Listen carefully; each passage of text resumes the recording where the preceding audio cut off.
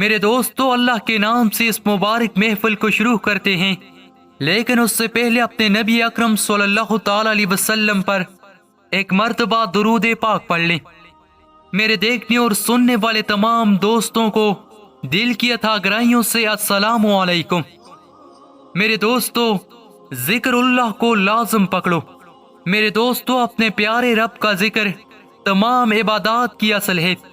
ہر عبادت کسی نہ کسی صورت میں اللہ سبحانہ و تعالیٰ کے ذکر کا ذریعہ ہے۔ میرے دوستو، یہی وجہ ہے کہ قرآن کریم اور احادیث طیبہ میں بار بار اللہ سبحانہ و تعالیٰ کے ذکر کی تاکید کی گئی ہے۔ ایک کامل مومن کی محبت کا مرکز و محور اللہ سبحانہ و تعالیٰ کی ذات ہوتی ہے، جیسے اللہ سبحانہ و تعالیٰ کا فرمان مبارک ہے، اور جو لوگ ایمان لانے والے ہیں وہ سب سے بڑھ کر اللہ سے محبت کرتے ہیں۔ یہ محبت اس بات کا تقاضا کرتی ہے کہ اللہ سبحانہ و تعالیٰ کا ذکر کثرت سے کیا جائے، کیونکہ ذکر کی کثرت محبت کی علامت ہے۔ حضور نبی کریم صلی اللہ تعالی علیہ وسلم نے فرمایا، انسان کو جس سے محبت ہوتی ہے وہ اس کا ذکر بڑی کثرت سے کرتا ہے۔ یہی وجہ ہے کہ نبی اکرم صلی اللہ تعالی علیہ وسلم ہر وقت اللہ کا ذکر کیا کرتے تھے۔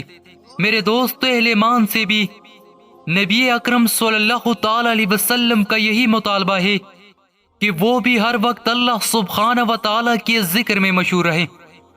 آپ صلی اللہ تعالی علیہ وسلم نے فرمایا، تمہاری زبان ہر وقت اللہ کے ذکر سے تر رہے۔ میرے دوستو، اللہ سبحانہ و تعالیٰ کے ذکر کرنے پر نہ صرف آخرت میں بہت بڑے اجر و ثواب کا وعدہ ہے، بلکہ ہمارے پیارے نبی کریم صلی اللہ تعالی علیہ وسلم نے فرمایا، جو لوگ اللہ کا ذکر کرتے ہیں فرشتے انہیں گھیر لیتے ہیں اور رحمت الہی انہیں ڈانپ لیتی ہے، ان پر سکینت و طمانینت نازل ہوتی ہے، اور اللہ ان کا ذکر اپنے ہاں فرشتوں میں کرتا ہے۔